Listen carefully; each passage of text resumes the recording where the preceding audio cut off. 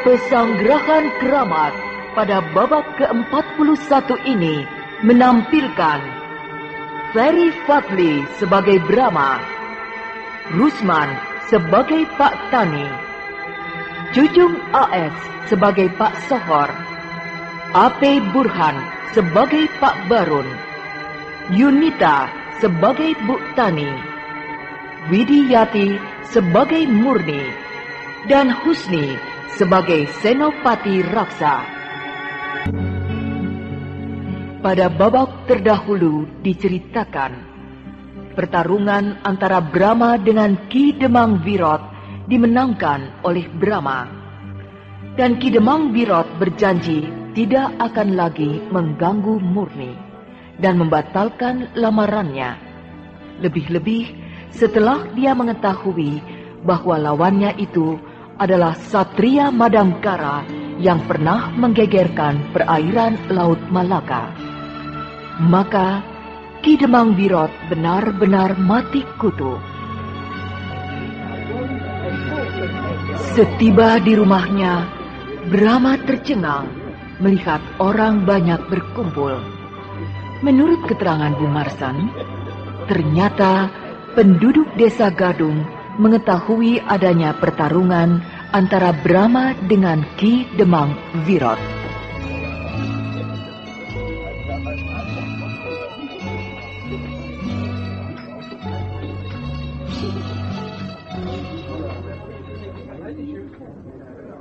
Kami berkumpul di sini di rumah Pak Marsan disebabkan kami merasa cemas karena kau bertarung dengan orang yang paling kami takuti. Benar, Satria.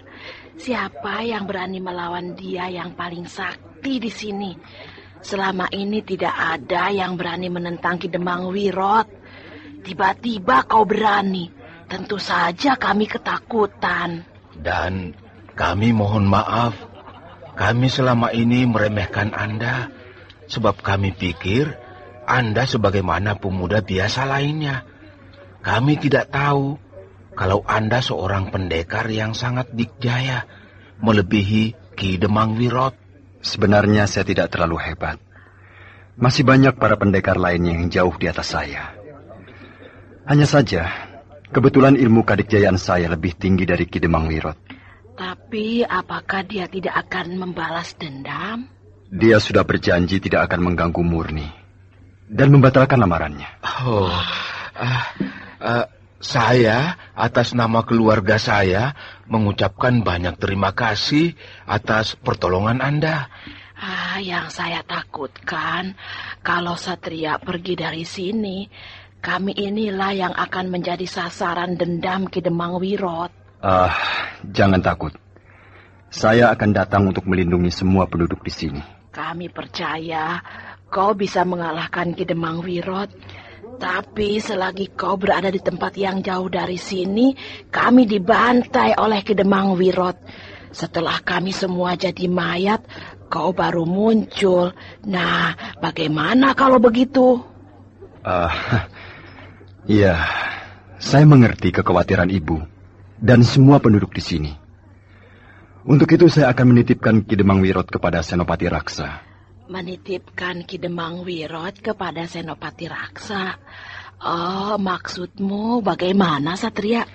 Senopati Raksa adalah kepala pasukan khusus Kerajaan Tanjung Singguru.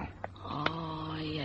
Ya, kami tahu. Beliau seorang senopati yang dikjaya. Kepercayaan Baginda Maharaja Tanjung Singguru. Nah, beliau itu adalah teman saya. Oh, teman? Iya. Saya dengan Senopati Raksa pernah belajar ilmu kadikjayaan bersama-sama di Pajajaran. Jadi boleh dikatakan antara saya dengan dia masih saudara seperguruan. Nah, saya akan melaporkan semua apa yang terjadi di desa Gadung ini kepada beliau. Dengan begitu Ki Demang Wirot tidak akan berkutik sama sekali. Kalau begitu tidak ada masalah. Sebab kalau Ki Demang Wirot mau berbuat macam-macam, dia akan ditangkap oleh Kanjeng Senopati Raksa. Betul, Bu. Kita sudah bebas. Sekarang aman. Iya. Untuk selanjutnya kembalilah bekerja seperti biasanya. Yang petani, pedagang, pengrajin dan sebagainya kembali menekuni pekerjaannya masing-masing. Kami benar-benar merasa bahagia dan beruntung. Ternyata kedatangan kau ke desa Gadung ini sebagai dewa penolong. Nah, Murni, berkat Satria, kau bebas dari penderitaan batin, bebas dari cengkraman Ki Demang Wirot. Nah, sekarang kau akan menyatakan terima kasih dengan apa? Terserah Bapak. Wah, kok terserah Bapak? Kau sendiri yang paling berkepentingan, bukan? Terserah Bapak saja, Nah, bagaimana kalau Murni dinikahkan dengan Satria? Wah, jangan dipaksa, Pak. Saya kira tidak dipaksa, Satria. Sebab saya yakin Murni sudah jatuh hati kepada Satria. Betul kan, Murni? Nah, bagaimana Pak Barun? Anda sebagai ayahnya setuju bukan? Ya, saya kira siapapun akan suka punya menantu seperti Satria. Bahkan bangga. Tapi saya tidak pernah mendikte siapapun juga, termasuk kepada anak sendiri. Jadi saya serahkan sepenuhnya kepada Murni. Murni bebas memilih jodoh. Ya, itu bagus. Bapak-bapak dan ibu-ibu yang tercinta, saya mengucapkan terima kasih atas perhatiannya yang begitu besar kepada saya. Terus terang, saya akui, Murni gadis yang cantik, bahkan tercantik di desa ini, sehingga mendapat julukan Kembang Desa Gadung. Tapi ketahuilah, Murni tidak seimbang dengan saya. Tidak seimbang? Saya sudah tua. Umur saya 40 lebih. Sedangkan Murni masih hijau. Muda sekali. Umurnya baru 14 tahun.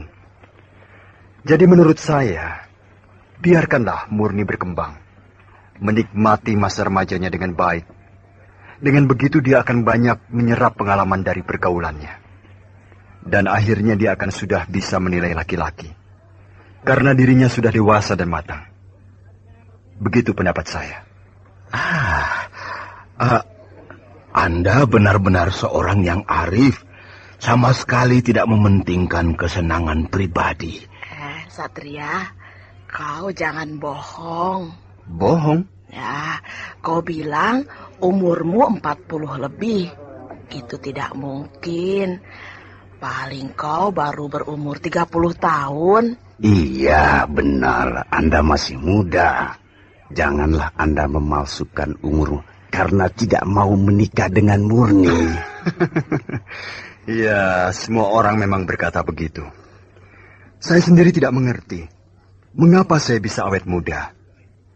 Tapi mungkin saja saya ini tidak pernah susah. Gembira terus. Mengenai Murni, saya yakin Murni belum mau kawin. Ya kan, Murni? Iya. Nah, jelas bukan? Murni sendiri sudah menjawabnya bahwa dia belum mau kawin. Jodoh itu di tangan Yang Maha Kuasa. Jadi percayalah, nanti akan datang laki-laki yang akan menjadi suami Murni. Iya. Tapi saya wajib menyatakan terima kasih saya. Saya akan menghadiahkan sawah kepada Satria. Sawah saya luas. Satria boleh pilih ingin yang mana. Bagus.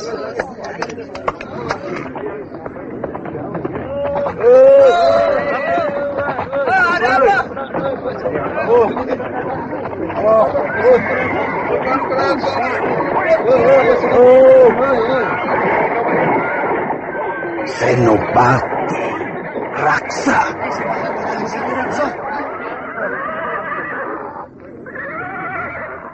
Satria Madangkara. Senopati Raksa. Selamat datang di Tanjung Singguru ini. Terima kasih. Hei, rakyat Desa Gadung. Benar-benar kalian tidak tahu diri. Begitukah caranya kalian menerima tamu agung? Inilah Satria Madangkara atau Raja Agung Kerajaan Madangkara, Baginda Brahma Kumbara. Raja Agung Madangkara. Ayo, lekas kalian mengaturkan sembah. Ampun. Sembah kalian aku terima. Berdirilah.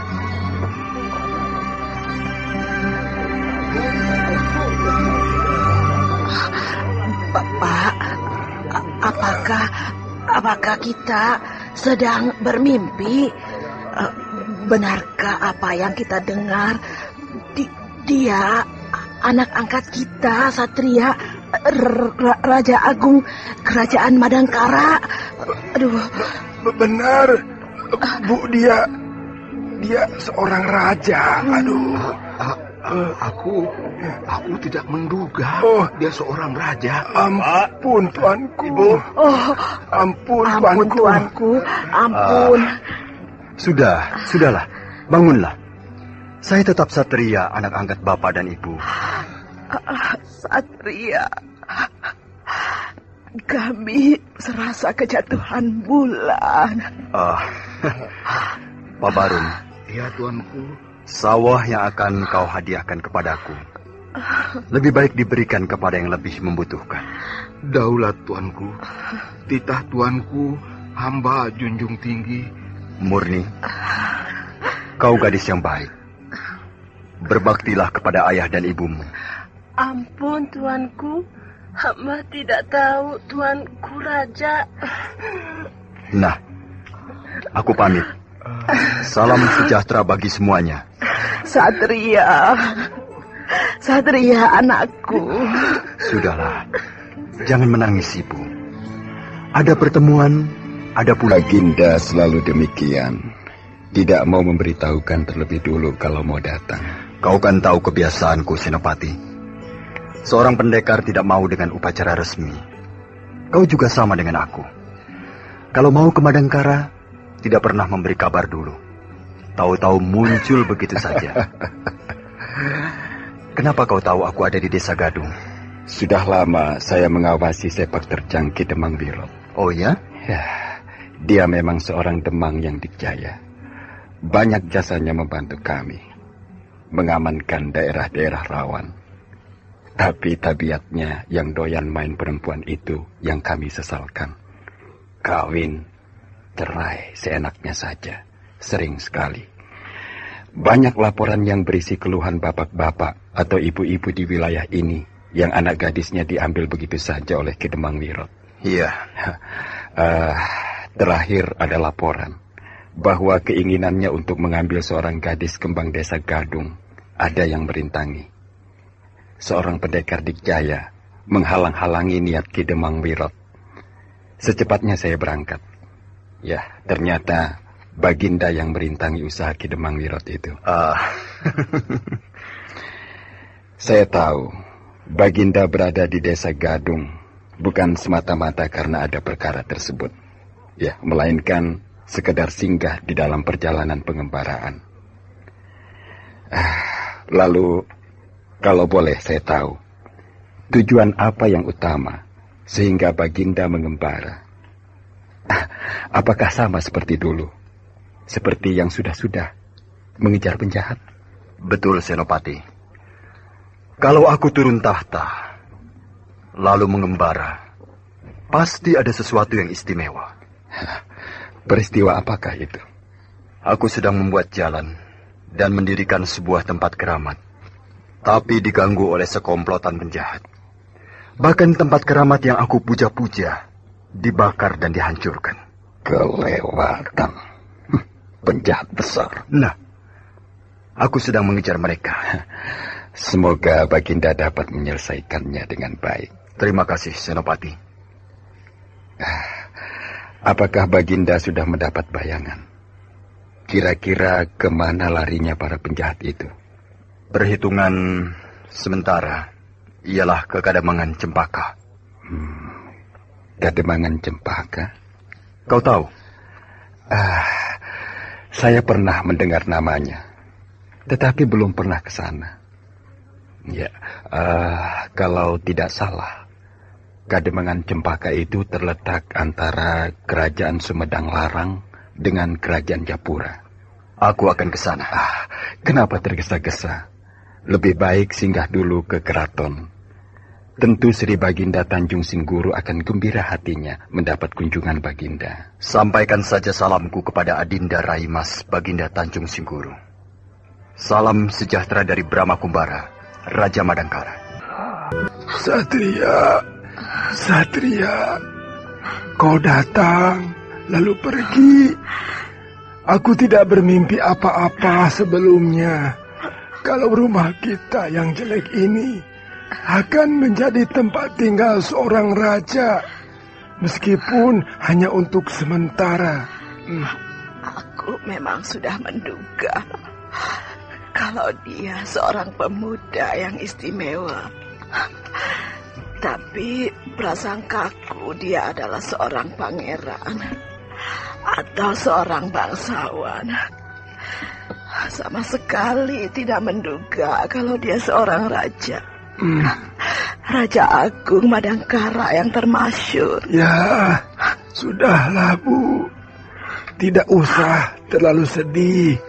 Bahkan kita harus bangga dan bersyukur bahwa kita pernah menjadi orang tua angkat seorang raja, Raja Agung. Terbayang jelas di pelupuk mataku. Dia menimba air di sumur, lalu mengisi tempayan, membelah kayu bakar, membetulkan pagar halaman, pintu kandang kambing, lalu pergi ke sawah memikul jangkul. Lantas dia makan dengan lahap. Mau kemana, Bu? Mau membereskan kamar bekas Satria. Ya. Pak, ada apa? kesini cepat. Ya, ada apa? Itu di atas balai ada sebuah kantung kulit. Bagus sekali, berukir-ukir. Satria. Waduh, kantungnya ketinggalan. Kantung kulit milik seorang raja. Bukan main. Bentuknya sangat elok dan ukirannya indah sekali. Kulit kantung yang mahal. Pak, ada surat. Apa, Bu? Surat. Selembar daun lontar tergeletak di dekat kantung kulit ini dan nampaknya baru ditulis. Tulisan Satria. Pasti pesan dari Satria. Cepat dibaca. Iya. Bapak dan Ibu Marsan, saya terharu. Bapak dan Ibu mencintai saya.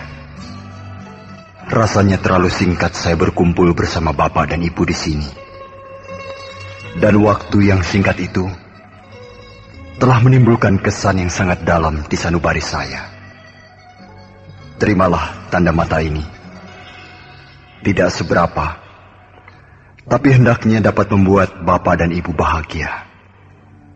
Brahma Kumbara. Satria memberikan tanda mata pada kita. Kantung kulit itu kenang-kenangan untuk kita. Ya, simpanlah kantung kulit itu. Rawatlah dengan baik. Iya. Berat sekali. Berat? Iya, apa isinya sampai berat begini?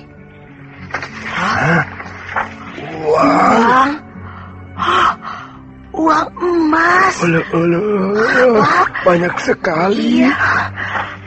Oh, Satria, kau memberi kami hadiah. Hadiah ini terlalu banyak. Satria Madangkara, Raja Agung.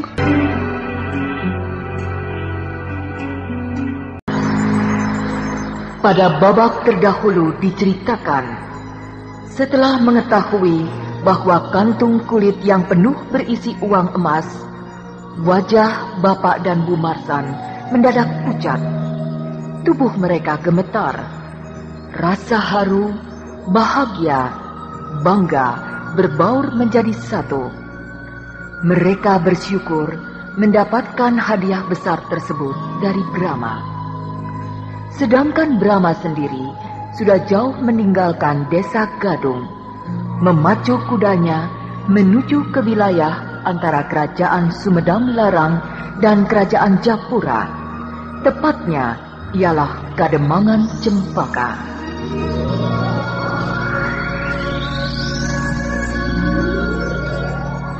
Tujuan Brahma pergi ke Kademangan Cempaka ialah dengan perhitungan bahwa Mariba, musuh besar Mantili yang juga merupakan saudara seperguruan Ki Jara dan Lugina, pernah menetap di Kademangan Cempaka.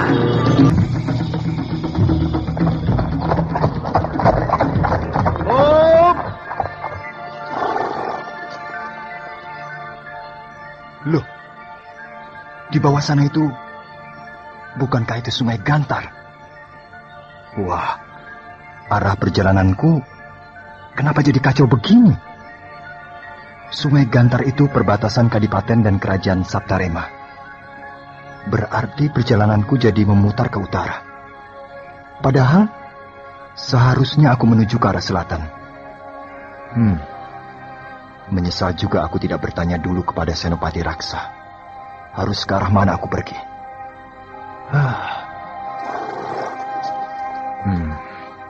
Kuda ini sudah letih. Ya, maklum kuda biasa pemberian kepala desa Gadung. Jadi bukan kuda pacu yang terlatih, sehingga cepat letih. Ya. Aku tahu kau lapar, haus dan capek. Ayo, kita cari sebuah kampung, kita sama-sama makan. Aku makan di warung, kau makan di tegalan. Ayo. Hus.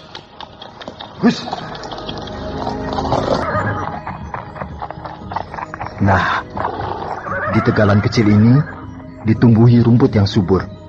Makanlah sepuasmu. Aku mau ke seberang jalan sana. Di sana ada warung nasi.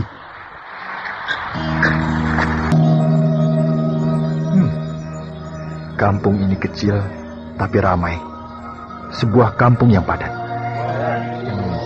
Ada beberapa anak muda sedang makan-makan di warung itu sambil tertawa-tawa. Nampaknya mereka dalam suasana gembira. Terlihat dari wajah-wajah mereka yang cerah ceria. Sampurasun. Mau makan, Kisanak? Betul, Pak. Mari. Silakan duduk. Terima kasih. Coba geser. Duduknya kau geser sedikit biar Kisanak ini dapat duduk. Iya. Tidak apa-apa. Begini juga sudah cukup, Pak. Mang Kardun, siapkan makanan yang istimewa untuk teman kita yang baru datang ini. Iya. Jangan malu-malu, Kisanak. Makanlah sepuas-puasnya. Kalau mau minum, ambil saja ya. Warung Mang Kardun ini meskipun kecil tapi lengkap. Minuman apa saja ada. Jangan takut, saya yang bayar. Loh, kok Anda yang bayar? Hari ini saya sedang jadi orang kaya. Kaya mendadak. Maksud Anda? Dia baru dapat untung besar. Wah, jual beli? Dagang? Bukan. Lalu? Judi? Tadi malam saya judi. Saya cuma bawa uang 15 ketip. Hanya 15 ketip. Pulang bawa duit 30 ringgit. Modal cuma 15 ketip, dapat untung 30 ringgit. Bukan main. Anda jagoan judi? Saya tidak pintar berjudi, Kisanak. Siapa nama Kisanak? Satria. Wah, nama kau bagus sekali. Cocok dengan orangnya. Kau ganteng. Terima kasih. Dengar, Satria, aku bukan jagoan berjudi. Kalau berjudi kalah melulu, suka juga menang, tapi hanya sekali 2 kali saja.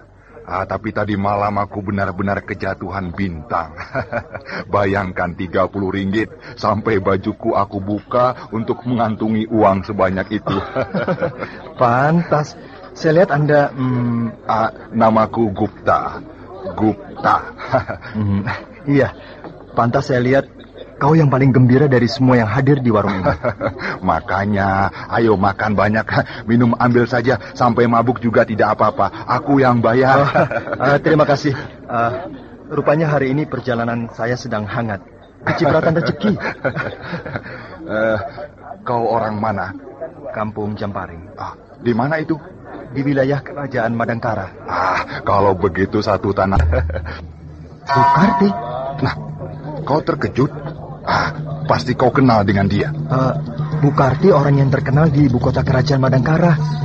Sebab dia pemilik penginapan Hegar. Penginapan yang paling besar dan mewah di ibu kota Kerajaan Madangkara. Wah, pantas perahu judi itu dibentuknya seperti sebuah penginapan. Perahu judi? Iya, sebenarnya lebih pantas disebut kapal daripada sebuah perahu. Sebab perahu itu besar sekali. Tapi orang-orang lebih sering menyebutnya perahu judi daripada kapal judi. Apakah perahu judi itu memang tempat berjudi? Iya, memang begitu. Wah, hebat sekali Satria. Mewah. Entah bagaimana asal mula lalu disulap jadi pusat perjudian. Lengkap dengan penginapan dan tempat hiburannya. Iya. Setelah ada kapal judi milik Bukarti itu, Sungai Gantar yang biasanya adem ayem jadi ramai. Wah, kapal-kapal dagang asing, besar kecil, bahkan perahu dagang pribumi jadi sering melayari Sungai Gantar. Kadang-kadang sampai berhari-hari merapat ke kapal judi, sebab awak kapalnya sampai kepada nakodanya berjudi dan mencari hiburan di kapal judi Bukarti itu. Hebat juga dia. Tapi tentu ada akibatnya bagi kehidupan di sekitar sini. Wah, iya. Terutama di tempat-tempat sepanjang Sungai Gantar. Pasti sedikit banyak orang-orang desa atau kademangan, bahkan penduduk kadipaten terkena demam judi. Wah, memang benar itu. Semenjak di Sungai Gantar ada kapal judi, orang-orang di sini jadi gemar berjudi. Wah, banyak yang bangkrut. Tentu saja, sebab tidak ada orang kaya dari hasil berjudi. Yang banyak ialah bangkrut. Dari kaya jadi miskin. Ya, betul itu. Banyak yang jual kerbau, jual kebun, bahkan Ki Demang Kupa sampai menjual rumah dan sawah karena kalah berjudi. Merusak. Tapi ada untungnya juga, Satria. Untung? Iya, semenjak ada kapal judi, Sungai Gantar jadi aman. Aman? Iya, dulu tidak aman. Ada bajak sungai. Oh ya? Iya, bajak sungai itu sering merampok perahu-perahu penduduk dan membajak kapal dagang. Tapi setelah ada kapal judi, bajak sungai itu lenyap sama sekali. Kenapa begitu? Ya, sebab gerombolan bajak sungai itu ditampung oleh Bukarti. Nah, menjadi penjaga keamanan kapal judi. Bukan main. Bukarti memang berpengalaman dalam perihal memanfaatkan keadaan lingkungan. Iya. Aku jadi penasaran. Wah, datang saja ke sana. Tapi nanti malam ya. Kenapa harus malam? Apakah siang hari tutup? Ya, siang juga buka, tapi tidak seramai malam hari. Kalau malam hari, wah, meriahnya bukan main. Lampu-lampu kapal dan perahu yang mampir ke kapal judi bertebaran. Bagus sekali, terang benderang. Wah, kapal judi itu sendiri mandi cahaya. Wanita-wanita penghibur berlalu lalang, berdandan menyolok. Wah, pokoknya nyaman. Nanti malam kau akan ke sana? Tidak. Loh, kenapa? Wah, uangku masih banyak. Juga kata orang, kalau baru menang judi jangan bermain judi lagi. Habiskan dulu uangnya. Nah, aku akan menghabiskan uangku dulu. Kenapa tidak kau manfaatkan? Beli sawah misalnya? Wah, jangan. Kenapa? Ya, uang hasil judi kan uang setan. Wah, kalau dipakai dagang, pasti dagangannya tidak akan maju. Begitu juga kalau dibelikan barang lainnya. Misalnya beli sawah, sawahnya bisa kena hama terus-terusan. Jadi yang paling baik dipakai foya-foya saja. Makan-makan, minum-minum. Aku mau membayari semua penduduk yang mau makan dan minum. Sisanya akan aku bagi-bagikan. Kalau kau mau, boleh, silakan ambil. Tapi jangan banyak-banyak, 5 ringgit saja ya, sebab orang lain harus kebagian juga. Terima kasih. Aku tidak. Loh, kenapa? Aku ikhlas. Ini, ambil saja. Tidak, Gupta. Terima kasih. Uangku masih ada. Wah, kau nampaknya memang orang kaya. Tapi tidak apa. Tapi nanti malam, kalau uang kau habis di meja judi, datang padaku. Aku beri kau uang, ya. Terima kasih.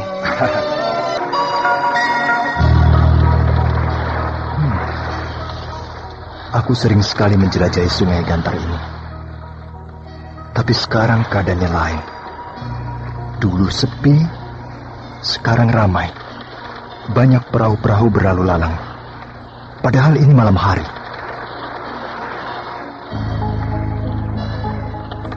Nah, itu dia. Wah, bukan main. Beberapa buah kapal dan banyak perahu kecil berkerumun di satu tempat. Lampu-lampu mereka terang benderang. Sungai Gantar yang aku tahu kalau malam hari sangat gelap dan sunyi, sekarang jadi meriah. Dan yang di tengah itu pasti kapal judi. Wah, memang boleh juga Bukarti itu. Kapal judi miliknya itu besar dan mewah. Dan keberadaannya di Sungai Gantar ini ibarat seonggok gula yang menyedot ribuan semut. Bukarti berhasil merubah zaman. Dengan kapal judinya, dia berhasil menyedot kapal-kapal besar untuk melayari Sungai Gantar. Sehingga lalu lintas di sungai ini menjadi ramai. Maka pertumbuhan ekonomi baru pun muncul. Sebab penduduk di sekitar tempat ini dapat memanfaatkannya sebagai tambahan sumber penghasilan baru. Tapi akibat sampingan lainnya sangat parah, yaitu penduduk kejangkitan wabah baru, yaitu judi. Dan ini sangat berbahaya. Kebudayaan yang sudah mapan akan menjadi rusak.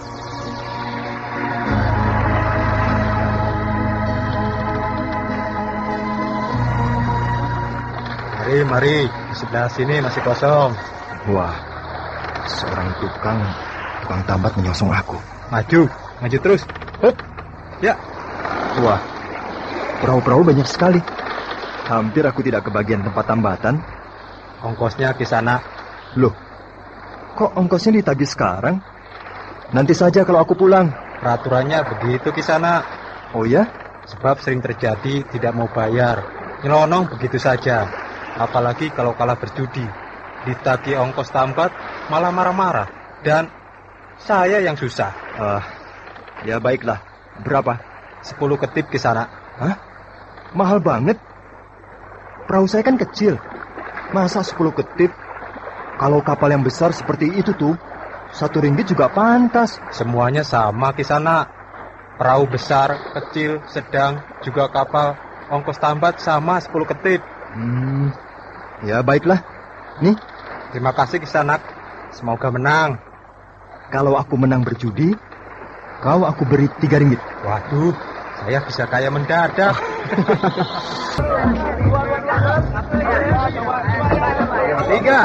2, 7, 1, 8, 10. 3 nomor?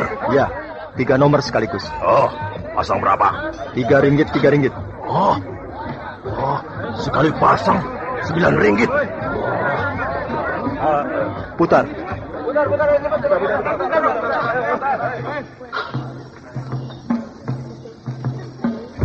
Empat.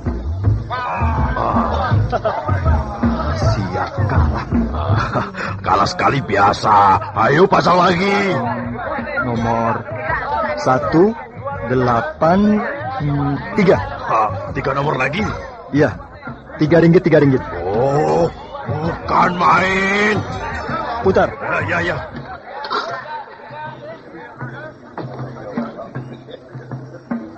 Sembilan. Kalah lagi. Pasang lagi.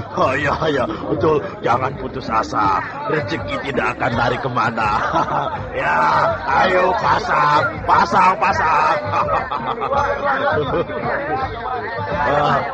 Nomor berapa juragan? Wah, saya bukan juragan. Juragan orang terhormat.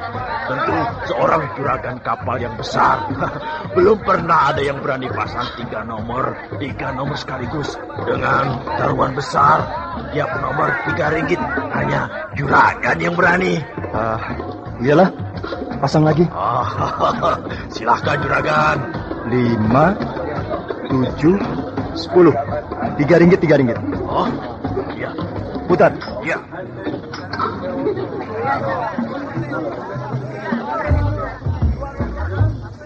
Tiga. Licik. Oh. Apa ini?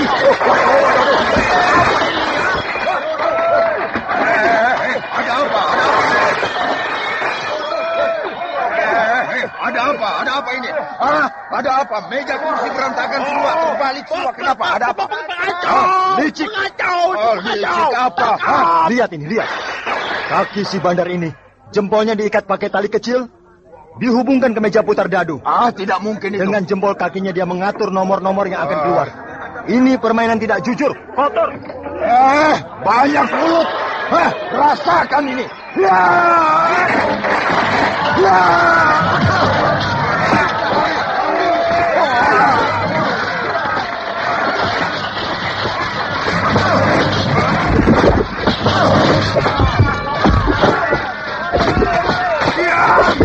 Diam semua.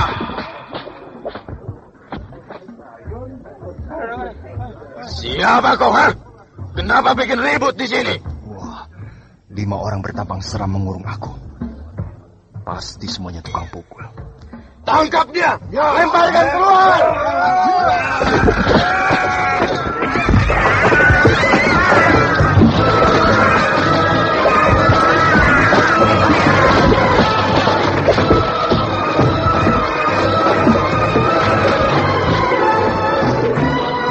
Brahma ikut berjudi, berbaur dengan para penjudi lainnya. Tidak kepalang tanggung, main borong dengan pasangan yang besar, membuat para penjudi lainnya dan juga bandar terbelalak melihat keberanian Brahma. 3 kali pasang, 3 kali kalah, membuat Brahma sudah mengetahui ada kelicikan di dalam pemutaran dadu sintir tersebut. Maka dengan sekali hentak, meja judi itu terbalik dan berantakan, seketika menjadi gempar. Seorang tukang pukul yang akan meringkus dihajar lintang pukang terkapar di lantai. Kemudian datang 5 orang tukang pukul bayaran. Brahma dikeroyok. Maka terjadilah perkelahian sengit di ruang judi yang penuh sesak itu. Para penjudi yang memenuhi arena perjudian menjadi kalang kabut, berlarian ke sana kemari. Suasana menjadi kacau balau. Mengapa Brahma membuat huru-hara di kapal judi yang mewah itu? Pada babak terdahulu diceritakan, Brahma ikut berjudi berbaur dengan para penjudi lainnya, mengerubungi meja dadu sintir. Di dalam berjudi, Brahma tidak kepalang tanggung, berlagak sebagai seorang juragan yang kaya raya, yang memamerkan kekayaan, alias si kantong tebal.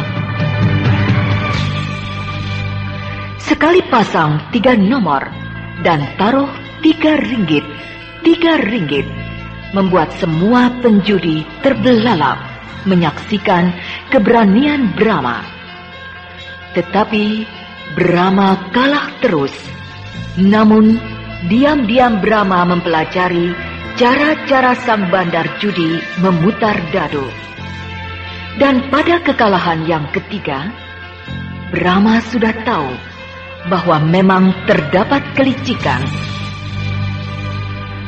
Maka tanpa ayal, Brahma merenggut sang bandar, dan dengan sekali sentak, meja judi terbalik dan berantakan.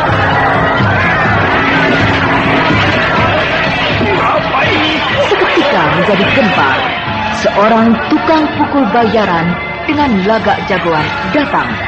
Tetapi sekali hajar oleh Brahma, dia terkapar di lantai ruangan judi tersebut.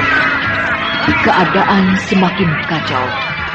Brahma dikeroyok 5 orang tukang pukul dan terjadilah perkelahian yang seru. Ruang judi di kapal judi yang mewah itu menjadi porak-poranda.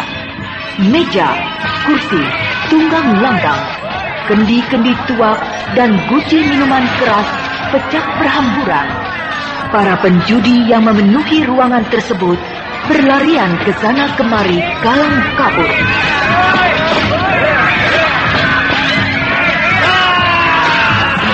Anak muda itu hebat benar. Gerakannya cepat sekali. Mbak, orang anak buahku tidak berdaya. Ada apa ini? Ada apa? Oh, jagat Dewa Batara. Kenapa jadi hancur lebur begini? Meja, kursi, guci-guci, kendi-kendi terbalik-balik berantakan. Jangan dekat. Ada perkelahian. Perkelahian? Ada pengacau. Pengacau? Siapa? Mana pengacau? Itu anak muda yang berpakaian mewah. Tuanku Brahma. Kenapa, Bu Karti? Kenapa pucat dan gemetar? Jangan dilawan. Cepat tinggalkan tempat ini. Bagaimana Bu Karti ini? Anak muda itu pengacau. Nanti aku terangkan. Ayo keluar. Siapkan perahu. Kita harus segera meninggalkan kapal judi ini. Iya.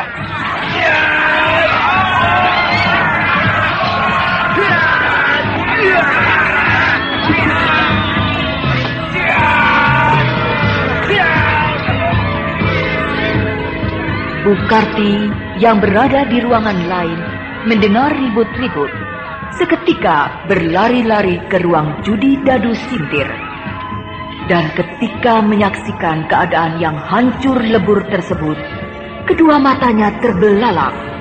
Dan begitu melihat siapa yang membuat huru hara, mendadak mukanya pucat dan tubuhnya gemetar. Bu Karti melihat Brahma bagaikan melihat hantu di siang bolong. Dan tanpa pikir panjang, dia segera ambil langkah seribu.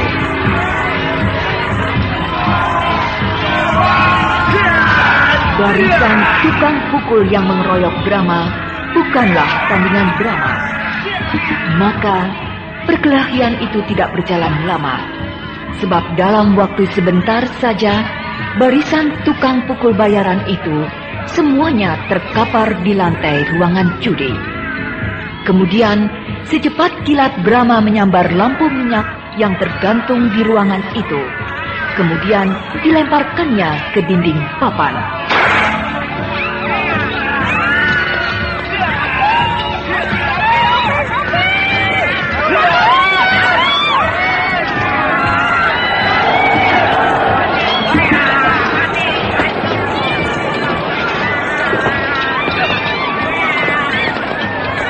Dalam sekejap, api telah berkobar. Kebakaran melanda kapal judi yang mewah dan besar itu. Para pengunjung kapal judi tersebut berhamburan menyelamatkan diri, meninggalkan kapal judi, dengan panik naik ke kapalnya masing-masing, yang tidak sempat terjun ke air.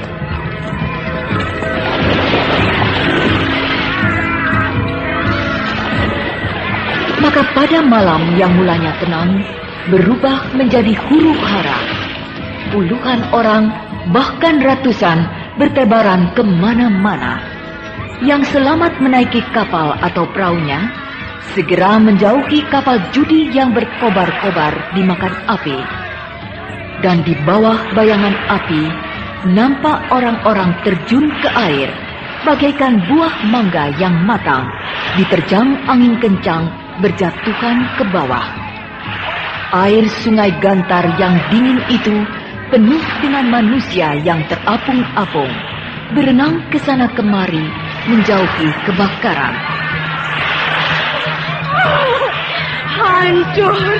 Hancurlah semuanya. Susah payah aku membuat semuanya. Dari sebuah kapal biasa, aku buat menjadi sebuah kapal judi yang besar dan mewah. terkenal, dan langgananku sudah banyak. Sekarang jadi abu. Habislah semuanya.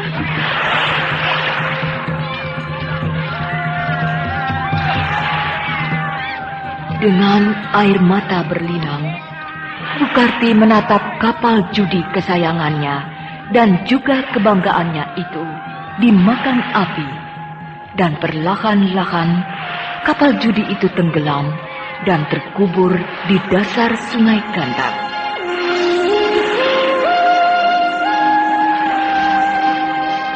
Tamatlah riwayat kapal judi Bukarti, sebuah kapal yang selama ini menjadi pusat perjudian yang terbesar di kawasan antara Kadipaten Kuntala dan Kerajaan Saptarema.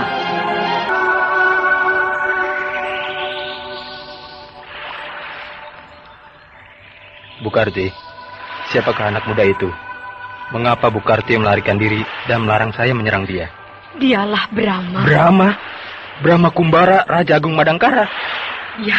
Oh, jagat Dewa Batara. Terima kasih Bukarti. Kalau tidak Bukarti peringatkan, saya pasti akan menyerang dia. Dan tentu sekali gebrak, saya pasti mati.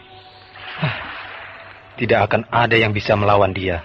Meskipun orang-orang di sekitar tempat ini disatukan, lalu menggempur dia, dia tetap yang jaya.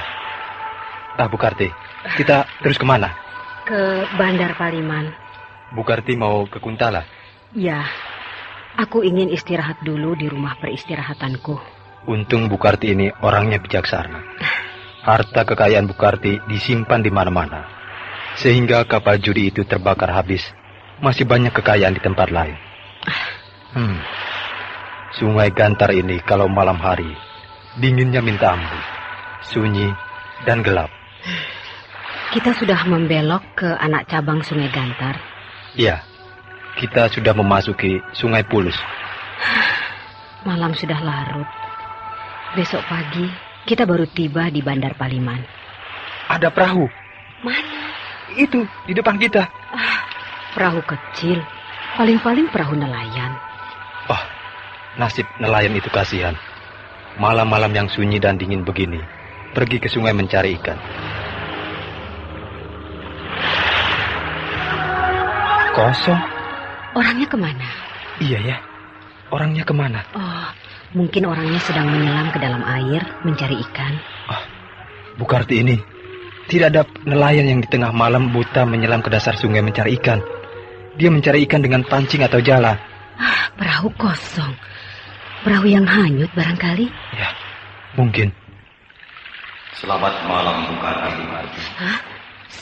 Siapa itu? Selamat malam Bukarti.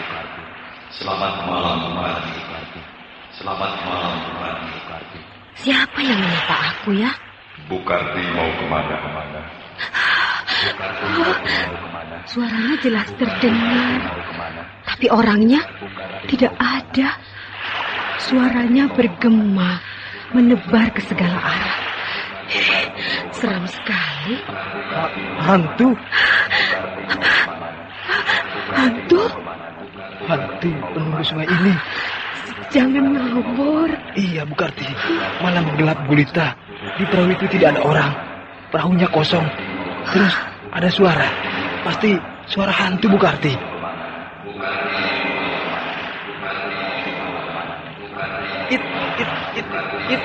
Itu. Ada apa? Itu di atas air. Ada orang mengambang di permukaan air. Terapung-apung. Mayat, Bukarti. Iya, mayat. Pasti mayat salah satu korban kerusuhan di kapal judi kita. Lalu hanyut terbawa arus sampai ke sini. Iya, Bukarti. Menepi. Ambil jalan agak ke tepi supaya tidak nabrak mayat itu. Baik, Bukarti. Mayat itu bergerak, meluncur di permukaan air seperti papan yang hanyut terbawa arus. Menghalangi jalan kita, Bukarti. Mayat itu menghalangi jalan kita. Geser ke tengah. Arahkan perahu kita agak ke tengah supaya tidak menabrak mayat itu. Iya Bu Karti. Bergerak lagi Bu Karti. Kok mayat itu meluncur lagi ke tengah menghalangi perahu kita? Itu bukan mayat Bu Karti, tapi hantu Bu Karti. Berdiri.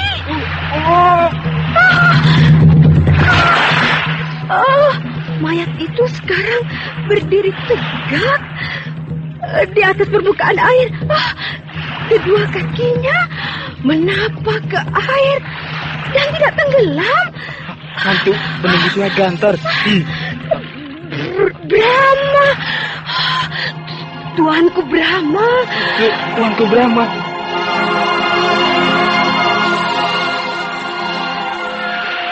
Apa kabar Bu Karti? Ampun, hamba mohon ampun Tuan. Terimalah sembah hamba. Hamba juga minta ampun. Terimalah sembah hamba. Di mana-mana kau membuat maksiat. Hamba tidak akan mengulangi lagi. Hamba mohon ampun Tuanku. Hamba berjanji tidak akan membuat pekerjaan begitu lagi. Di mana Kijara dan Lukina? Hamba tidak tahu Tuanku. Benar? Mereka pergi begitu saja tanpa meninggalkan pesan apa-apa kepada hamba. Kenapa mereka pergi? Saya tidak tahu, Tuan. Lalu kenapa kau juga melarikan diri dari ibu kota Madangkara? Hamba hanya ingin pulang saja ke rumah hamba. Kembali ke tempat asal hamba, tanah kelahiran hamba. Berarti kau bukan orang Madangkara. Benar, Tuanku. Hanya merantau. Di mana asal tempat kelahiranmu? Di Kuntala. Kau rupanya orang Kuntala. Hamba pergi ke Madangkara sebab melihat ibu kota Madangkara sangat ramai. Pasti usaha hamba maju. Begitu, Tuanku. Iya, aku tahu usahamu maju. Lalu kenapa kau tinggalkan begitu saja? Setelah semuanya maju, kemudian ternyata kau tidak pulang ke Kuntala, melainkan membuka usaha perjudian di kapal judi di Sungai Gantar. Hamba melihat lalu lintas Sungai Gantar sangat ramai, Tuanku, sehingga hamba tertarik untuk membuka usaha tersebut. Tumenggung Kanta, sebagai kepala ibu kota kerajaan Madangkara, menyimpan catatan kekayaanmu. Sebuah penginapan yang besar dan mewah, 2 buah toko kelontong, dan 2 buah rumah mewah. Semua itu kau tinggalkan begitu saja. Kau pergi dari ibu kota Madangkara secara tidak wajar. Diam-diam ketika terjadi keributan antara 2 orang anggota komplotan Tengkorak Putih, bentrok dengan 1 regu pasukan keraton. Tumenggung Kanta mengira kau akan kembali untuk mengurus semua kekayaanmu. Tapi ternyata sampai sekarang tidak. Nah, berarti ada sesuatu hal yang membuatmu tidak berani kembali ke ibu kota Madangkara. Ada hubungan apa antara kau dengan Kijara dan Lukina? Tidak ada, Tuanku. Perginya Kijara dan Lukina dari ibu kota Madangkara sama dengan kau. Tidak wajar. Bicaralah terus terang. Kau yang pernah tinggal di Madangkara bertahun-tahun tentu tahu sifatku. Bahwa aku bukan sang pengadil. Tidak pernah aku main hajar semau-maunya, meskipun terhadap yang bersalah. Ampun, Tuanku. Aku tahu kau takut. Baiklah, kau tidak perlu menceritakan perananmu di dalam kemelut ini. Tapi coba terangkan, siapa Kijara dan Lukina? Dan apa peranannya sehingga dia menetap sekian lama di ibu kota Madangkara? Mereka akan membunuh Gusti Ayu Dewi Mantili. Hah? Membunuh Mantili? Mereka akan membalas kematian Mariba. Kalau begitu mereka si tengkorak putih? Benar, tuanku. Tepat dugaan Mantili. 2 orang tengkorak putih itu adalah Kijara dan Lukina. Dan kemungkinan besar si manusia bertopeng yang bentrok dengan aku juga orang yang sama. Benar, tuanku. Kijaralah si manusia bertopeng itu. Cukup. Sekarang kau boleh pergi kemana kau suka. Tapi pesanku, hentikan kegemaran membuka usaha maksiat. Kalau tidak, aku tidak hanya akan mengobrak-abrik harta benda milikmu, seperti yang aku lakukan terhadap kapal judi milikmu. Tapi berikut kau akan aku bunuh. Ampun, tuanku. Hamba berjanji tidak akan mengulanginya lagi.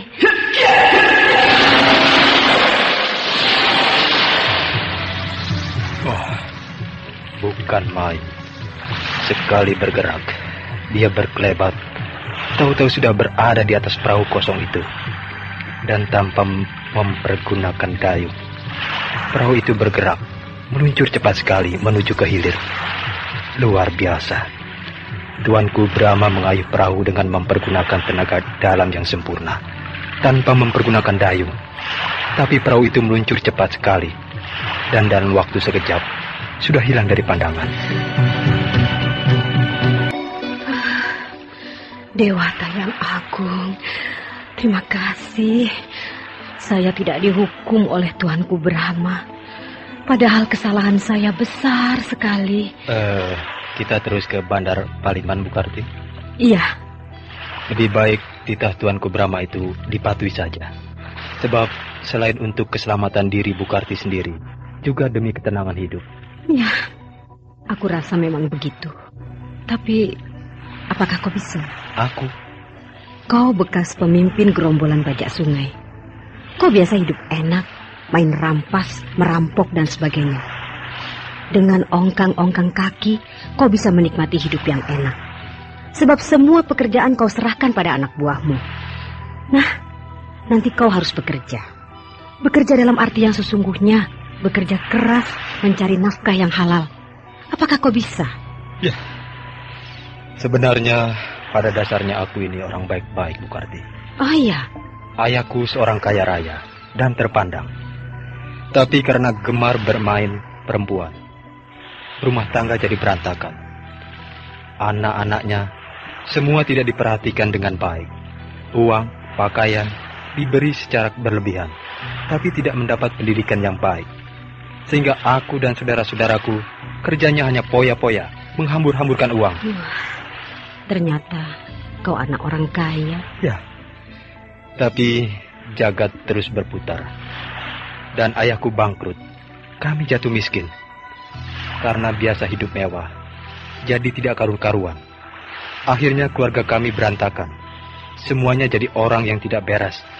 Seperti aku jadi pemimpin gerombolan pajak sungai. Oh, begitu.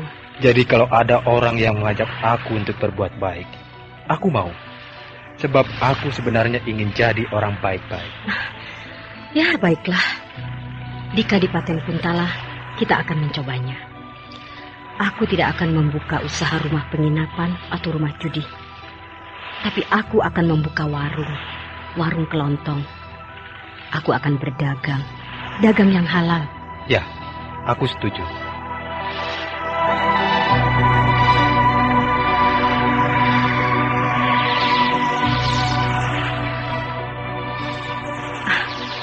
Cahaya merah tembaga sudah membias di permukaan air.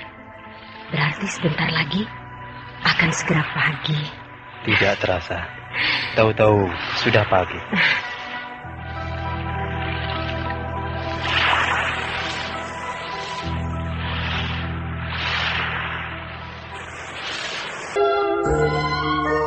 Kata-kata yang diucapkan oleh Brahma yang disertai sedikit ancaman membuat nyali Bukarti ciut, dan dia berjanji untuk memperbaiki sepak terjangnya yang tidak baik itu. Maka terus mendayung perahu, tak terasa hari pun menjelang pagi, dan Bandar Paliman yang merupakan pintu gerbang ke Kadipaten Kuntala sudah nampak di depan sana. Apakah Bukarti benar-benar akan memenuhi janjinya? Ataukah janji itu diucapkan hanya karena takut kepada Brahma? Pada babak terdahulu diceritakan, melihat siapa yang menghancur leburkan kapal judi adalah Brahma, maka dengan ketakutan Bukarti segera melarikan diri. Tujuannya adalah ke Kadipaten Kuntala melalui Bandar Paliman. Tetapi di tengah perjalanan ia dicegat oleh Brahma. Dengan serta-merta Bukarti menjatuhkan diri, bersujud dan menyembah, meratap-ratap mohon ampun. Brahma tidak keberatan memberikan ampun, asalkan Bukarti menjelaskan peranan Kijara dan Lukina. Bukarti menjelaskan bahwa Kijara dan Lukina sebenarnya adalah dua orang yang bergelar Tengkorak Putih yang akan membunuh Mantili membalas kematian Mariba. Mendengar itu, Brahma secepatnya pergi mencari Kijara dan Lukina, sedangkan Bukarti melanjutkan perjalanannya ke Bandar Paliman. Bandar Paliman ini semakin ramai saja ya. Dulu 3 tahun yang lalu, ketika aku singgah untuk yang terakhir kalinya, bandar ini belum sebesar dan seramai ini. Ya, semakin siang memang semakin ramai Bukarti. Tapi kalau pagi hari, biasa-biasa saja. Belum terlalu sibuk. Oh, seharusnya tadi pagi-pagi sekali kita sudah sampai di sini. Wah, tapi karena tadi malam bertemu dengan Tuanku Brahma ya, maka waktu kita habis sehingga kita sampai di sini siang sekali. Benar, Bukarti. Ayo, rapatkan perahu ke tepi. Kita mendarat. Baik, Bukarti. Rompal! Siapa yang memanggil aku? Itu dari perahu kecil di sebelah sana. Rompal! Si Turgil. Turgil, temanmu? Iya. Mereka mendayung perahunya ke sini. Iya. Di atas perahu itu ada 3 orang laki-laki. Tampak mereka seram-seram. Ya, seorang temanku si Turgil, yang 2 orang lagi aku tidak kenal. Rompal, apa kabar? Baik-baik saja, Gil. Wah, kau gemuk sekarang ini. Sudah jadi orang kaya rupanya ya. Wah, pakaianmu mentereng lagi. Wah, tentu kau banyak duit ini. Tidak, biasa saja. Lama kau tidak muncul, kemana saja? Kau juga? Ya, kawin tidak bilang-bilang kau. Kawin? Iya, ini istrimu kan? Bukan. Loh, istrimu ini sudah agak tua, tapi masih manis. Tua-tua kelapa. Turgil. Rupanya kau kawin dengan janda ini. Tidak apa-apa, pokoknya kaya alias janda kaya, ya kan? Turgil, ini majikanku, Bukarti. Punya majikan model begini? Ya, boleh juga. Aku mau nih. Maaf, Bukarti. Teman saya ini memang suka bergurau. Tidak apa. Turgil, aku tergesa-gesa. Aku jalan dulu ya. Mau kemana sih? Mau ke Kadipaten Kuntala. Ya, aku juga mau ke sana. Oh ya? Iya. Tapi, Ya, aku mengerti. Kau tidak mau aku ganggu kan? Kau ingin berduaan dengan majikanmu yang menor ini, ya kan? Kami berangkat, Turgil. Masa pergi nyelonong begitu saja? Apalagi? Aku belum minum nih. Nih. Masa cuma 15 ketip? Yang bener aja. 15 ketip cukup apa? Beli tuak cuma dapat 2 gelas ini. Ayo dong. Bagi dong lagi. Kau kira aku gudang duit? Ya, kau kan sudah jadi orang kaya. Kaya apa? Kayak monyet. Iya kali. Pakaianku memang mentereng. Tapi kantongku bolong. Cuma ada segitu. Tidak ada lagi. Diterima ya syukur. Tidak ya sudah. Kau sombong sekarang, Rompal. Mentang-mentang kau sudah jadi kepala bajak sungai ya? Punya anak buah banyak. Aduh, sudah. Aku tambah. Nih, aku beri kau 1 ringgit ya. Ini baru duit. Terima kasih ya. Ayo teman-teman minum. Ya.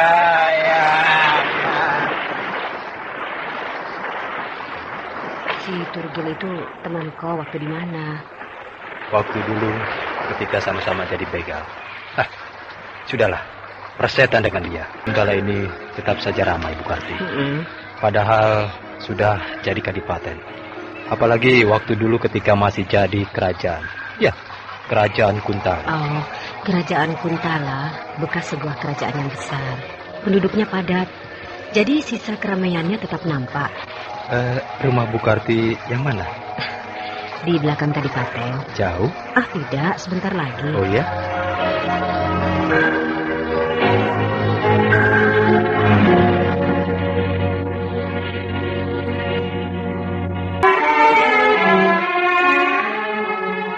Tuh, itu rumahku. Yang ada pohon mangga golek. 3 buah tuh berjejer. Wah, besar dan bagus. Rumah mewah yang mentereng. Pekarangannya yang luas, dikelilingi oleh pagar batu yang elok. Bu Karti memang pintar. Harta kekayaan ada di mana-mana. Ayo, kita masuk. Selama Bu Karti tidak ada, rumah ini ditunggu siapa? Saudaraku. Oh, saudara Bu Karti. Dari luar nampak elok. Di dalam sangat nyaman. Bagus benar rumah ini. Hari ini kita istirahat sepuas-puasnya ya. Besok kita pergi ke kota. Mencari toko yang disewakan. Kalau bisa, kita beli. Iya. Di kota kita menemui Pak Lipan. Siapa dia? Oh, makelar rumah yang jempolan. Di kota Kadipaten Kuntala ini, dia yang paling tahu di mana ada rumah, kios, toko yang disewakan atau dikontrakkan atau dijual. Bentuknya, ukurannya, dan berapa harganya dia tahu semuanya. Wah, boleh juga. Usaha begituan bisa kaya. Iya, dia kaya dari hasil cuma jadi perantara. Tapi langganannya banyak, termasuk aku. Oh ya? Rumah ini juga Pak Lipan yang mencarikannya. Oh.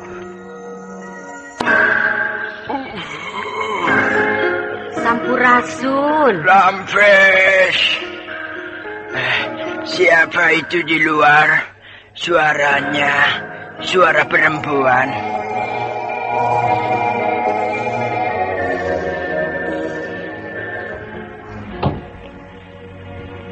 Wah, Bu Karti, apa kabar Bu Karti? Baik-baik saja, Pak Lipan. Waduh, semakin makmur saja nih. Biasa saja, Pak. Kenalkan, ini teman saya. Rompal. Lipan. Ada barang, Pak Lipan? Rumah, tanah, kebun, sawah, kios barangkali atau toko? Toko. Banyak. Bagus. Ada 3. Oh ya? Ya, 1 di Jalan Tawes, 1 lagi di Jalan Kapur, dan yang satunya lagi di Jalan Astana. Oh, Jalan Tawes dan Jalan Kapur terletak di tempat yang ramai, pusat kota. Lalu Jalan Astana? Itu tuh terusannya Jalan Makam, simpang 4 yang ke kiri itu. Oh, itu. Di situ agak sepi daerahnya ya? Iya, tapi tidak apa kan? Ya, sebuah toko akan laris atau tidak tergantung ramai atau sepinya sebuah lingkungan. Meskipun berada di sebuah tempat yang sunyi. Kalau pintar dan giat memperkenalkannya, pasti akan jadi toko yang laris. Betul. Tapi saya ingin tahu dulu harganya. Iya, yang di Jalan Tawes disewakan bayar per bulan. Kalau yang di Jalan Kapur disewakan juga, tapi bayarnya per tahun. Kalau yang di Jalan Astana itu dijual. Nah, itu saja yang dijual. Ya, boleh. Memang daripada sewa, kan lebih baik beli. Kalau milik sendiri, mau diapakan juga semau kita, bukan? Iya. Berapa katanya mau dijual, Pak? Cuma 500 ringgit. Ya ampun, mahal banget. Oh, tempatnya bagus, Bu Karti. Sebuah rumah tembok yang kokoh. Pekarangannya luas. Dan letaknya di tepi jalan besar lagi. Bisa dilihat dulu? Oh, tentu saja, Bu Karti. Mari kita sama-sama ke sana. Ayo. Memuaskan bukan? Iya ya, cocok untuk sebuah toko. Rumah ini bentuknya sudah bagus untuk dijadikan sebuah toko, Bu Karti. Tidak perlu keluar modal lagi untuk merubah bentuk rumah ini, iya kan? Pekarangannya sangat luas, bisa dipakai untuk usaha yang lain. Iya, tapi jangan 500 ringgit, 300 ringgit begitu. Waduh, mana yang untuk saya, Bu Karti? Pak Lipan ini paling bisa.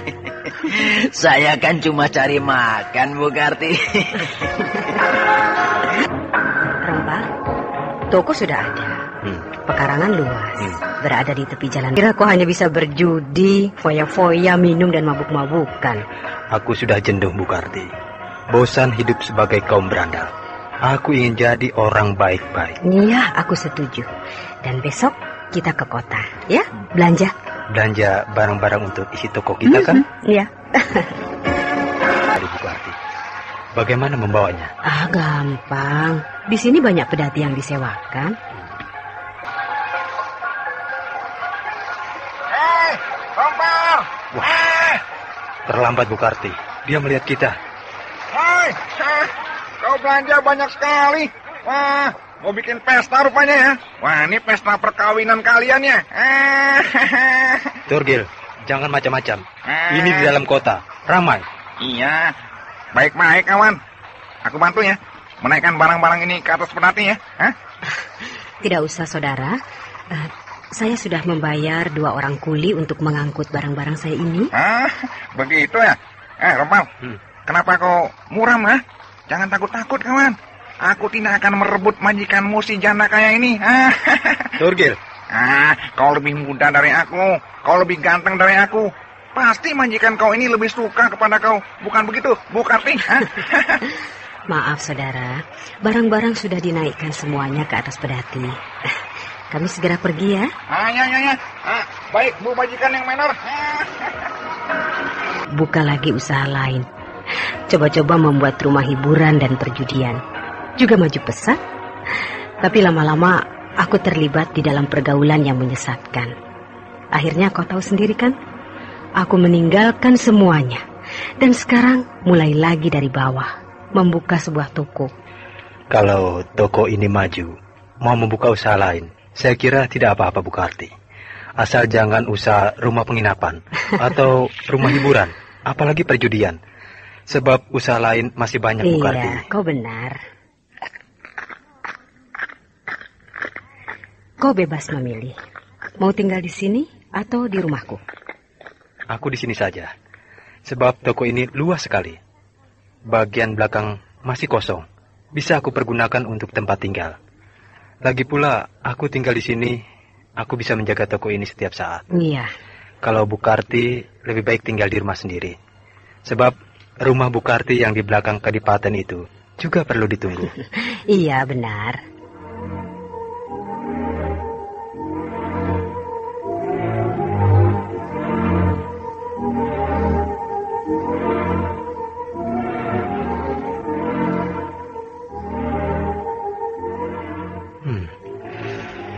Dari pagi sampai siang begini, belum ada seorang pun pembeli yang datang. Tidak apa. Maklum, toko ini baru 2 hari dibuka. Masih baru. Masih belum banyak yang tahu. Nanti juga kalau orang-orang sudah tahu bahwa di sini ada sebuah toko yang besar dan lengkap, pasti pembeli akan datang berduyun-duyun.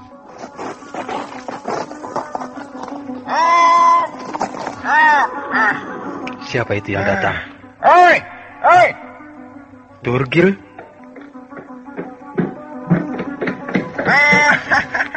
Bukan main. Wah, toko ini bukan toko main-main ini. Wah, tapi semua toko yang besar dan lengkap ini. Mau apa kau kesini, Turgil? Ya, nasibmu sangat beruntung, Rompal. Bisa punya toko yang hebat ini. Mau apa kau kesini, Turgil? Kenapa kau marah-marah? Kau jangan ganggu aku, Turgil. Ganggu? Ini uang 1 ringgit. Kau cepat pergi. Tinggalkan tempat ini dan jangan kembali lagi ke sini. Kau sombong, Rompal. Aku tidak mau lagi terlibat dalam urusan yang sinting. Aku datang ke sini bukan untuk mengajak kau melakukan perbuatan seperti dulu. Lalu mau apa? Biasa, minta modal. Modal? Aku mau buka usaha dagang nih. Buka usaha dagang itu tidak gampang. Dan juga memerlukan modal yang tidak sedikit. Ya itulah, makanya aku datang kepada kau di sini. Kau mau minta modal sama aku? Gila. Aku bukan seorang juragan yang punya modal besar, Turgil. Aku ini kuli penjaga toko. Tidak digaji juga tidak apa, asal dapat makan. Nah, itulah aku.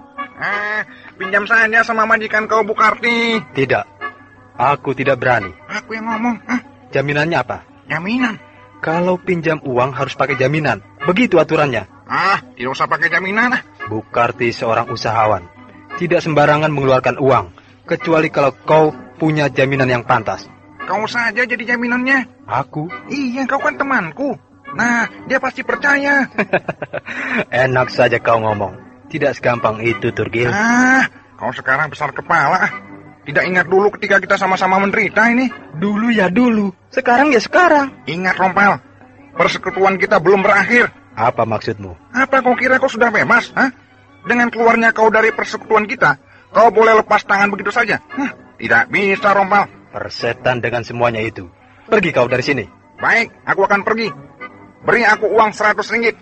Maka aku akan tidak datang lagi ke sini. Aku tidak akan mengganggu kau lagi untuk selamanya. Gila. Nampaknya Bukarti benar-benar ingin menjadi orang baik-baik. Begitu juga dengan Rompal. Mereka mulai bekerja dari awal, mempersiapkan sebuah toko. Dan karena Bukarti punya simpanan kekayaan di mana-mana, maka dalam perkara uang modal tidaklah mendapat kesulitan. Maka berdirilah sebuah toko yang besar dan lengkap.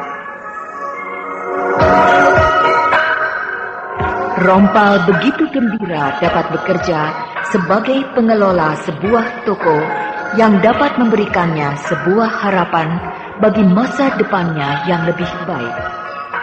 Tetapi hatinya menjadi kecut manakala melihat Turgil selalu muncul mengganggunya. Siapakah Turgil dan mengapa dia merongrong Rompal? Pada babak terdahulu diceritakan, nampaknya Bukarti berniat sungguh-sungguh untuk menjadi orang baik-baik, begitu pula dengan Rompal. Dengan giat, mereka mempersiapkan sebuah toko. Dan karena Bukarti banyak menyimpan harta kekayaan di mana-mana, maka dalam perkara modal usaha tidaklah mengalami kesulitan. Maka berdirilah sebuah toko yang besar dan lengkap. Rompal sangat gembira hatinya bekerja sebagai pengelola sebuah toko yang dapat menjadi gantungan hidupnya bagi masa depannya yang lebih baik.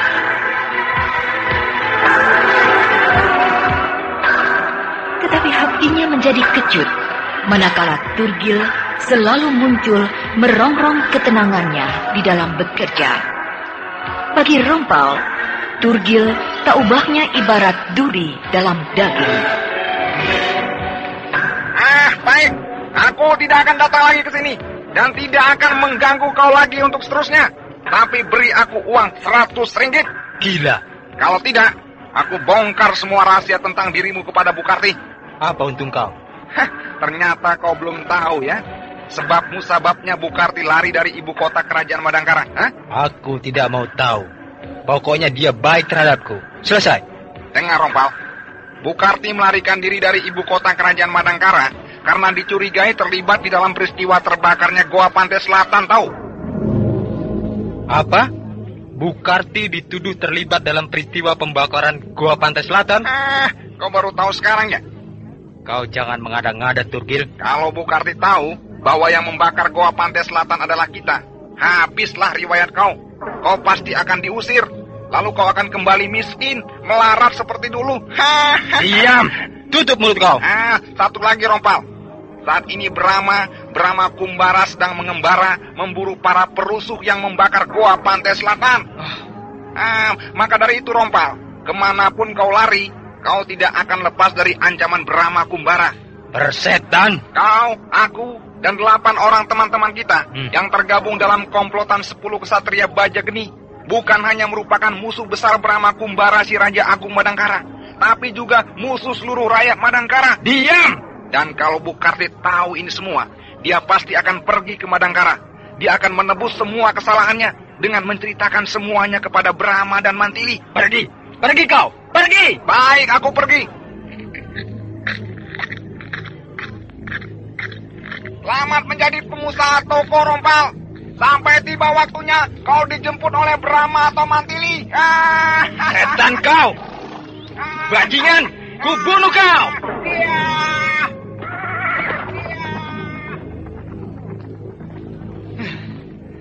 Baru saja aku mau mulai hidup tenang, muncul perkara yang amat berbahaya. Hatiku menjadi resah lagi. Aku jadi gelisah. Rompa? Bukarti? Aku mendengar semua pembicaraanmu dengan Turgil. Hah? Bukarti mendengar semuanya? Rompa, ternyata kau seorang penjahat besar. Bukarti, dengar dulu. Kenapa kau lakukan itu, Rompa? Apa maksudmu membuat huru hara di kerajaan Madangkara dengan membakar lalu menghancurkan gua pantai selatan? Apa untungnya untukmu? Aku dibayar. Dibayar? Aku orang miskin. Aku butuh uang. Lalu aku terima tawaran Juragan Lantang. Aku dan Turgil dan 8 orang lainnya menerima tawaran Juragan Lantang untuk membakar Goa Pantai Selatan.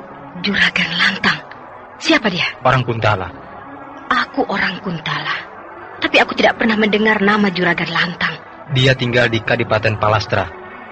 Dan siapa 8 orang lain teman-temanmu itu? Murwa, Jamuga, Cola, Gobin, Harak, Gawok, Bongol, dan Juntrung. Orang mana saja mereka itu semua? Murwa, Jamuga, dan Bongol, Gembong, Bajak Laut, Pantai Bagasin. Gabin, Gawok, Harak, dan Juntrung adalah 4 sekawan Raja Begal di hutan Bongsang. Sedangkan Cola sudah jadi juragan di desa Kamper. Dia jadi orang kaya di sana, punya perkebunan kopi. Kau sembrono, Rompa. Perbuatanmu mengundang bahaya besar. Sebab kau akan berhadapan langsung dengan tuanku Brahma. Kau diperalat orang. Aku tidak berpikir sejauh itu, Bukarti. Aku tergiur oleh tawaran yang besar. Aku tahu, Juragan Lantang yang membayarmu itu punya dendam yang membara terhadap kerajaan Madangkara, khususnya kepada Brahma. Aku juga sama, sebab aku orang Kuntala, sama seperti bangsa Kuntala lainnya. Rata-rata mereka menyimpan dendam kesuma terhadap Madangkara. Sebab kerajaan Kuntala hancur lebur oleh kerajaan Madangkara. Tapi caranya tidak bisa begitu saja. Melawan kerajaan Madangkara dengan kekerasan adalah mustahil, sama saja dengan bunuh diri. Melawan Madangkara harus dengan cara yang halus, tapi ampuh. Terus terang, Rompa, aku menetap di ibu kota kerajaan Madangkara. Tujuan utamaku sebenarnya untuk menumbangkan Madangkara dari dalam. Tapi semua rencanaku berantakan karena terjadi peristiwa pembakaran Goa Pantai Selatan. Aku dan teman-temanku marah sekali kepada para perusuh murahan itu. Dan ternyata salah seorang perusuh itu adalah kau. Maafkan saya, Bukarti. Bukarti! Turki. Mau kemana, Bukarti? Mau ke rumah Pak Lipan. Tengah malam begini mau bertamu ke rumah orang, lalu membawa perbekalan yang lengkap, rasanya tidak wajar, Bukarti. Apa urusanmu? Kau mau ke kerajaan Madangkara, bukan? Aku tahu semua pembicaraanmu dengan si Rompal.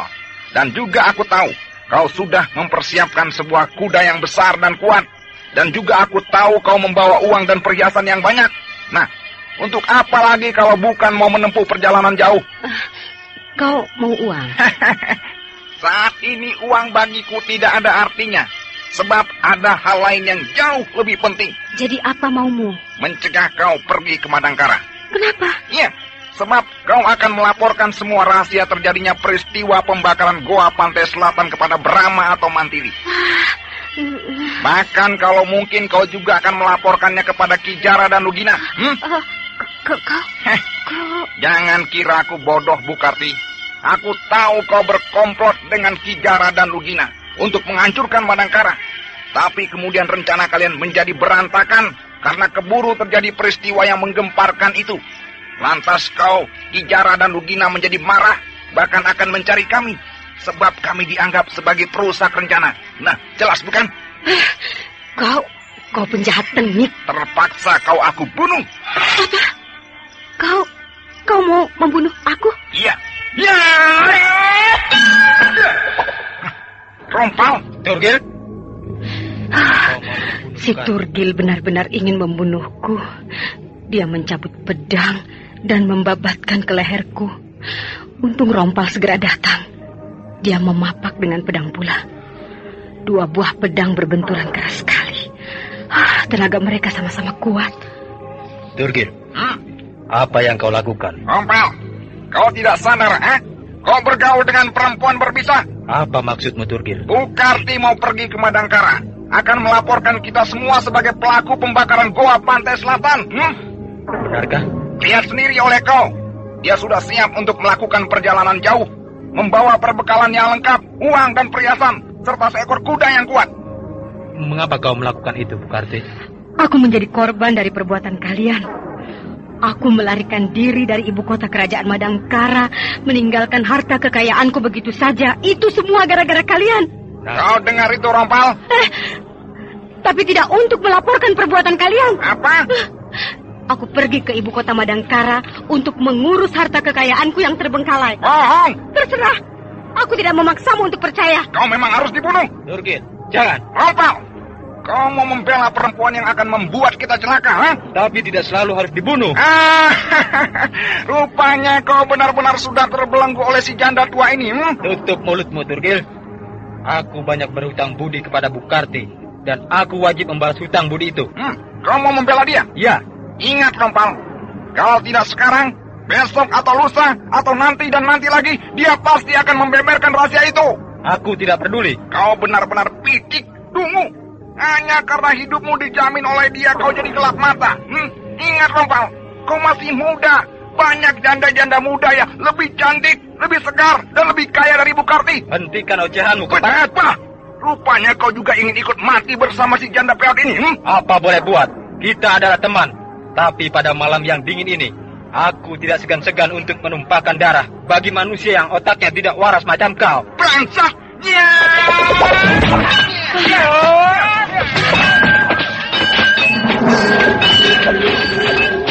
Mereka bertarung. Mereka sudah gelap mata. Rompal dan Turgil, kedua sahabat itu saling tempur dengan dahsyat. Mereka sama-sama kuat dan cepat. Pedang Turgil menderu-deru, menerjang ke sana kemari. Dan pedang Rompal berkelebat-kelebat sangat cepat. Dua-duanya sama tangguh.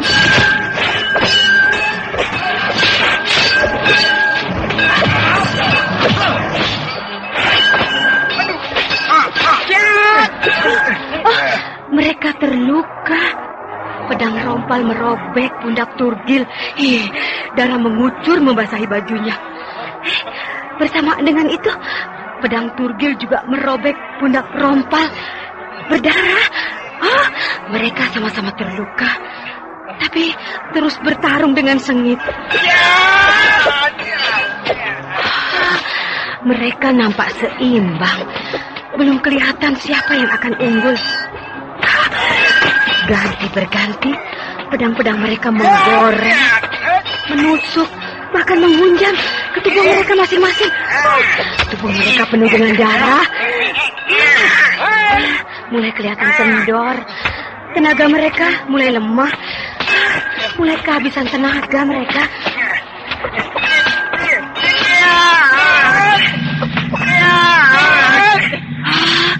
Mereka berhenti bertarung, berdiri berhadapan. Tubuh mereka gemetar. Keduanya saling mendekat, berjalan sempoyongan.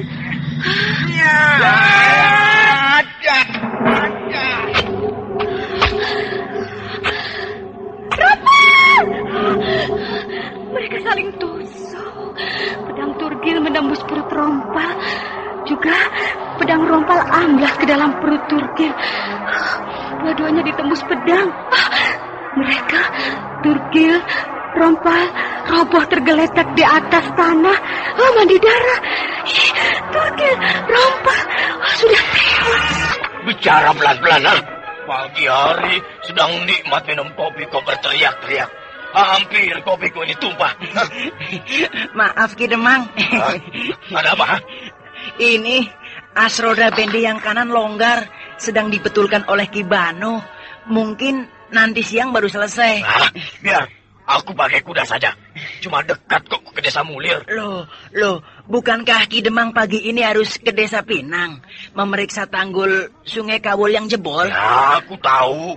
3 hari diguyur hujan terus-menerus. Sungai Kawul meluap dan banjir besar melanda Desa Pinang sehingga tanggul itu jebol. Betul Ki Demang. Ya, sudah. Jangan cengar-cengir. Dari Desa Mulir, aku akan terus ke Desa Pinang. Baik Ki Demang. Katakan pada Ki Banu, kalau selesai, Bendi dibawa ke Desa Mulir. Aku dijemput ya. Baik Ki Demang.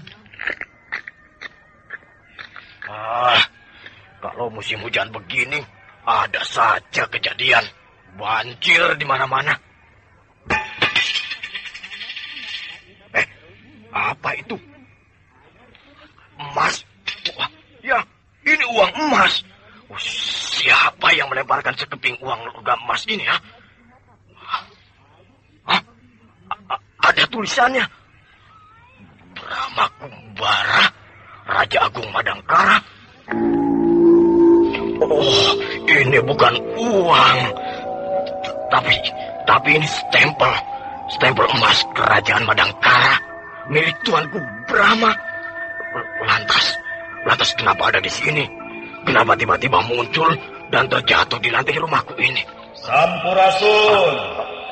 Rampes, siapa Anda? Aku Brahma Kumbara. Selamat datang, Tuanku. Mana Kijara dan mana Lugina? Tidak ada di sini, Tuanku. Apakah lidahmu perlu aku potong pakai pisau? Saya berkata sesungguhnya, Tuanku. Kemana mereka? Mencari para perusuh, Tuanku. Perusuh? Ya, para perusuh yang membakar Gua Pantai Selatan. Bicara yang betul. Ampun, Tuanku. Kijara dan Lugina menjadi marah sekali kepada para perusuh itu dan akan membinasakannya sebab dianggap telah mengacaukan rencana mereka. Kalau begitu Kijara dan Lugina bukan orangnya yang membakar Gua Pantai Selatan? Memang bukan, Tuanku. Lalu apa rencana mereka yang kau sebutkan tadi itu? Mereka akan menggulingkan Tuanku. Apa? Menggulingkan aku? Iya. Kijara dan Lugina orang Kuntala asli, Tuanku.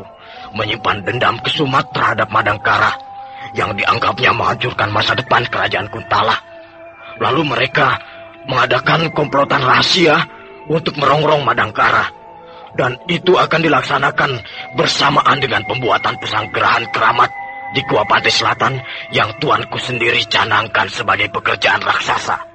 Tapi rencana itu menjadi berantakan gara-gara terjadi peristiwa pembakaran Gua Pantai Selatan oleh orang-orang yang tidak bertanggung jawab itu, Tuanku. Itulah makanya Kijara dan Lugina menjadi murka lalu mengejar mereka. Kemana mereka melakukan pengejaran? Mereka mengejar sambil melacak sebab tidak tahu siapa dan orang mana serta berada di mana para kaum perusuh itu. Kau penguasa di Kademangan Cempaka ini? Benar, Tuanku. Sayalah Ki Demang Cempaka yang mengepalai Kademangan Cempaka ini. Apa hubunganmu dengan Kijara, Lugina, dan juga dengan Mariba? Hanya sekedar teman saja, Tuanku. Mungkin karena hamba terlalu baik hati, maka hamba punya teman banyak. Sering mampir ke sini, kadang-kadang sampai berminggu-minggu atau berbulan-bulan tinggal di sini. Ini apa?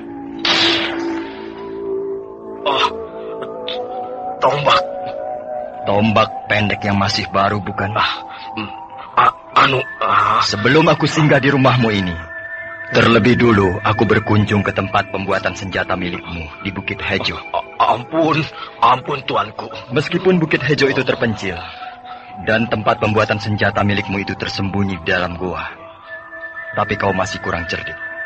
Sebab asap pembakaran logam bahan senjata dapat aku lihat dari jarak jauh.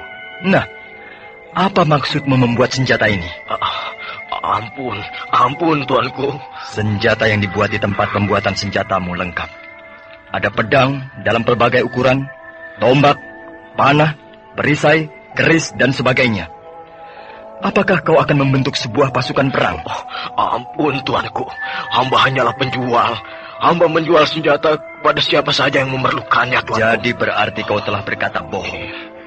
Kau punya banyak teman bukan karena kau ramah dan baik hati, melainkan karena kau punya tempat pembuatan senjata dan mereka membutuhkannya. Ampun tuanku. Kademangan Cempaka ini bukan wilayah kekuasaanku. Sebab tidak termasuk wilayah kerajaan Madangkara, tapi masuk ke wilayah kerajaan Japura. Dan kau tentu tahu, Rajamu Baginda Maharaja Japura adalah sahabatku. Betul tuanku. Nah, aku kira kau sudah tahu apa yang harus kau lakukan.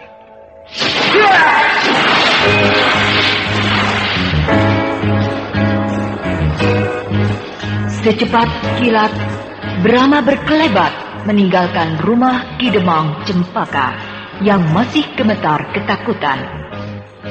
Berkat kejeliannya, Brahma berhasil mengetahui bahwa di Kademangan Cempaka tersebut terdapat sebuah pabrik senjata gelap milik Ki Demang Cempaka sendiri.